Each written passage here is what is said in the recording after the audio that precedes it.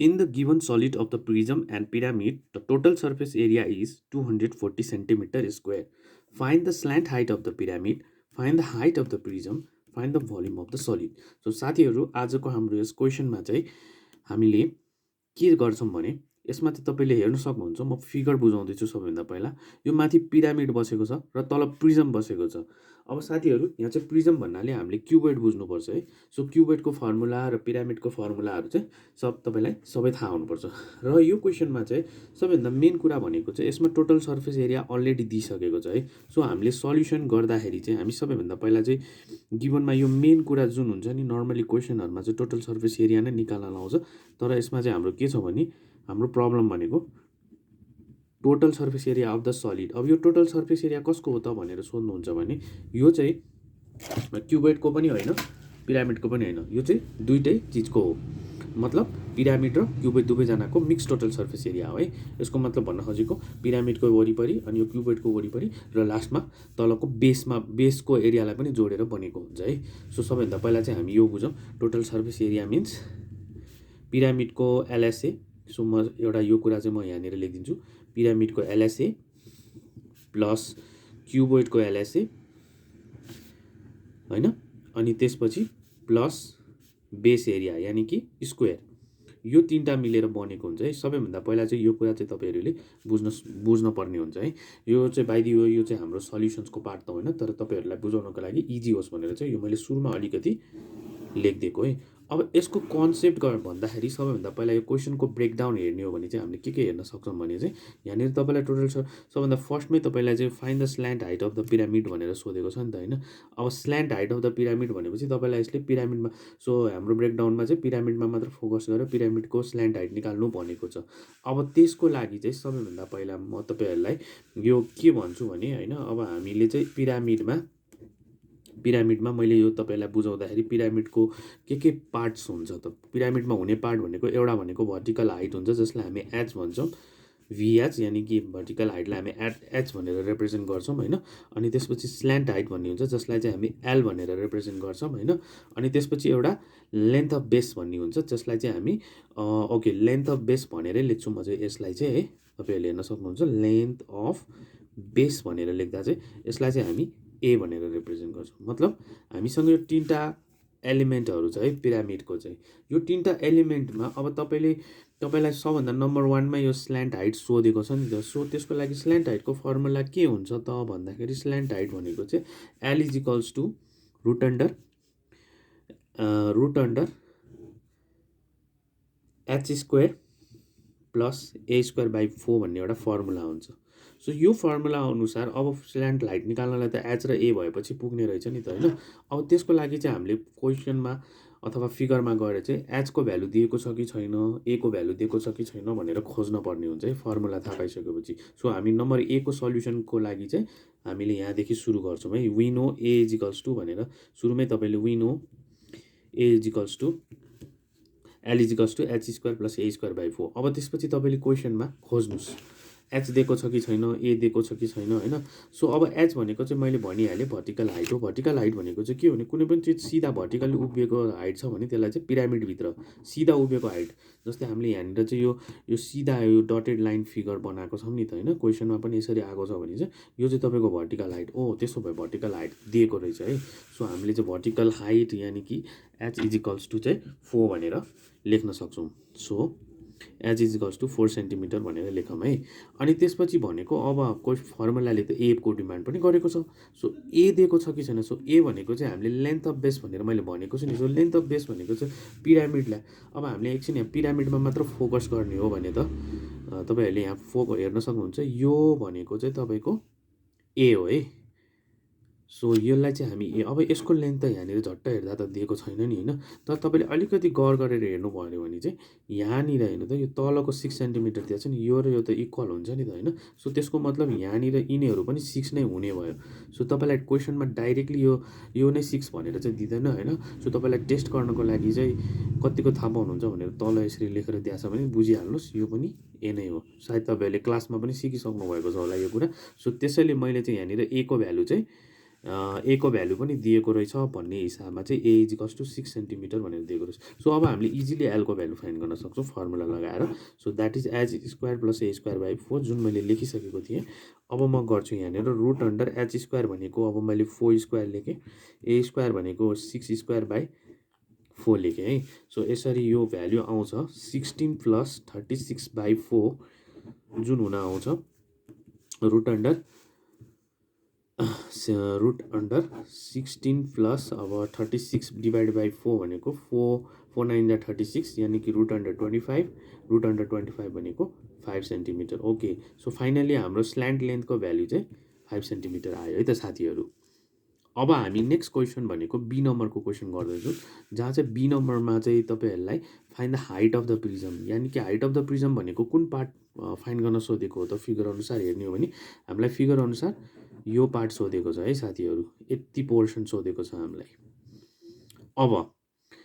अब यो पोर्सन निकाल्नलाई के गर्न सकिन्छ त भन्दाखेरि अब क्वेसनले हामीलाई के कुरा एभाइलेबल गरेको छ त, भोल्युम त एभाइलेबल गरेको छैन। भोल्युम त फाइनली सी नम्बरमा फाइन्ड गर्नु नै पर्छ। यहाँ तपाईँहरूले हेर्न सक्नुहुन्छ हामीलाई यो फाइन्ड गर्नलाई यो 240 सेन्टिमिटर किन दिएको हो त, यो टिएसएको थ्रुबाट जाऊ भनेर दिएको हो क्या यो चाहिँ होइन। त्यसको लागि चाहिँ अब हामीले अब जुन सुरुमा मैले फर्मुला ब्रेकडाउन गरेको थिएँ नि त्यसलाई हामी युज गर्छौँ है त। ओके, सो हाम्रो टिएसएको फर्मुला चाहिँ मैले अब यसरी लेखेँ होइन। टिएसए अफ के थियो त हाम्रो टिएसए भन्नाले टिएसए अब मैले भनिहालेँ एलएसए अफ पिरामिड मैले एलएसए पी लेखेँ, अनि एलएसए अफ क्युबोइड सी लेखेँ, र लास्टमा बेस एरिया भनेको चाहिँ स्क्वेयरको एरिया हुन आउँछ होइन, त्यो पनि मैले यहाँनिर लेख्थेँ। अब साथीहरू मैले जब अब यहाँनिर अलिकति कन्ट्राडिक्सन कुरा छ है, यो अलि अचम्मको कुरा छ, तपाईँले हेर्न सक्नुहुन्छ यहाँनिर टिएसए लेखेको छ, तर जब कि मैले एलएसए किन लेखेँ त, यो पनि त टिएसए हुनुपर्ने हो नि त। अब यसको कन्सेप्ट बुझाउनलाई चाहिँ एकचोटि फिगरमा राम्रोसँग हेरौँ है।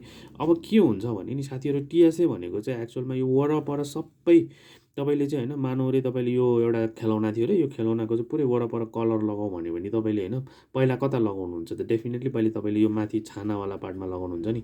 तपाईँले छानावाला पार्टमा कलर लगाउँदै जानुभयो भने यो छानालाई मात्र, छानाको यो भित्रवाला पार्ट त यो ओभरल्याप भएर लुकेको छ नि त, क्युबोइडमा ओभरल्याप भएको छ नि, हो किन भन्नुहोस् त। किनभने यो पार्ट त हामीले देख्दैनौँ क्या, हामीले मात्र देख्ने भनेको चारवटा वरपरको पार्ट मात्र देख्छौँ। त्यही भएर यसको एलएसए जाने भयो यताबाट।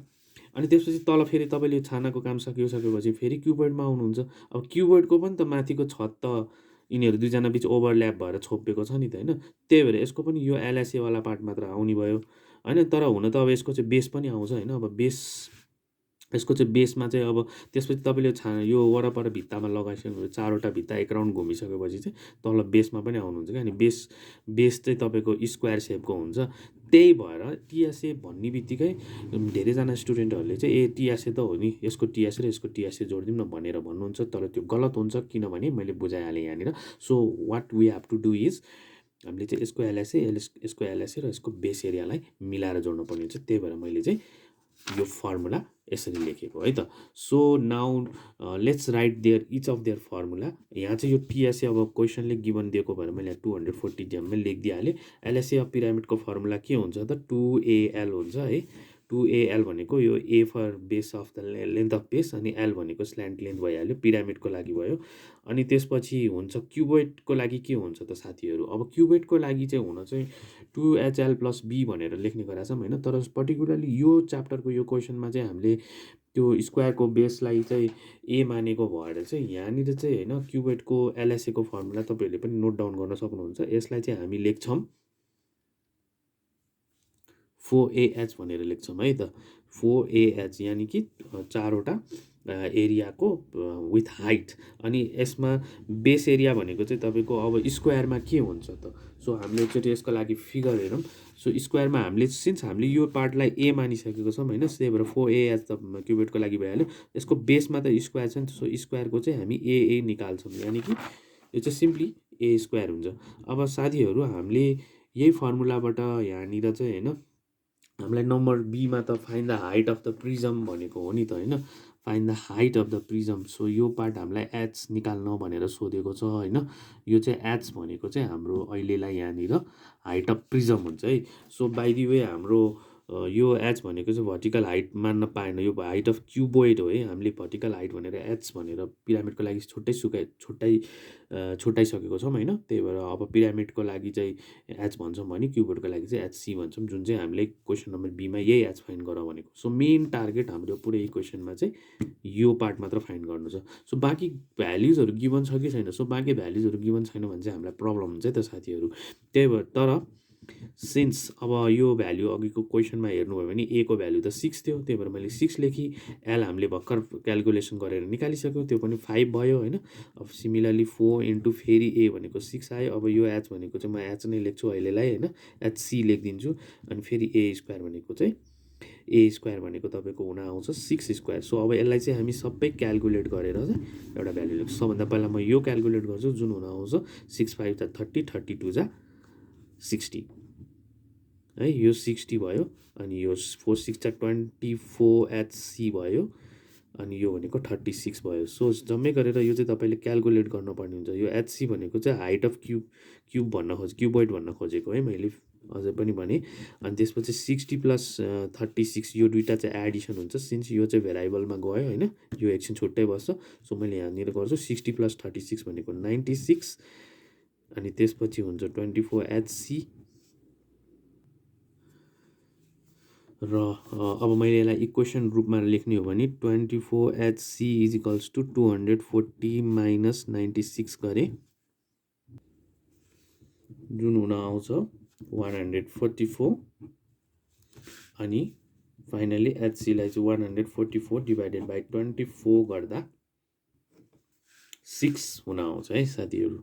Therefore height of cuboid is equals to cuboid अथवा प्रिजम, जुन प्रिजम भनेर सोधेको थियो क्वेसनमा, त्यो चाहिँ 6 सेन्टिमिटर हुन आउँछ।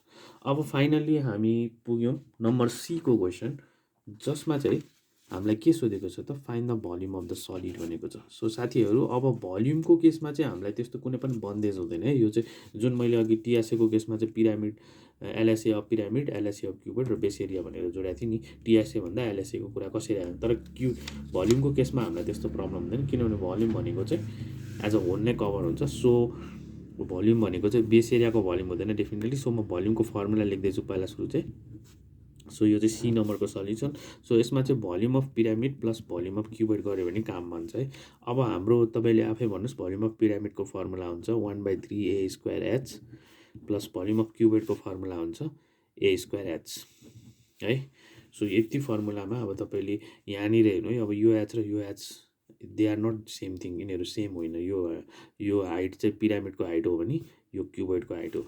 अब हामीले क्वेसनमा ए को भ्यालु छ कि छैन त, छ, जुन चाहिँ 6 स्क्वायर हो। हाइट अफ पिरामिड कति आएको थियो, हाम्रो हाइट अफ पिरामिड आएको थियो भन्दा पनि क्वेसनले अलरेडी गिभन थियो, जुन 4 सेन्टिमिटर रहेको थियो। अनि त्यस्तै गरी यो फेरि यो पनि 6 स्क्वायर हुन्छ, ए सिमिलर हो, र त्यो हाइट चाहिँ फरक हुन्छ।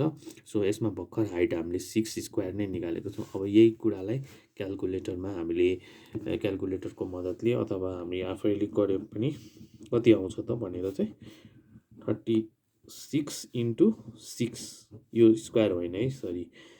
अब त्यसपछि यो सबै भ्यालु कति आउँछ त, त्यो चाहिँ हाम्रो यसको भल्युमको फाइनल फर्मुला हुन आउँछ, जुन हुन आउँछ 264 सेन्टिमिटर क्युब। अब साथीहरू तपाईँलाई त थाहा नै छ भल्युमको युनिट चाहिँ सेन्टिमिटर क्युब हुन्छ। सो यसरी चाहिँ हामीले यस क्वेसनको सल्युसन कम्प्लिट गरेको छौँ है त साथीहरू।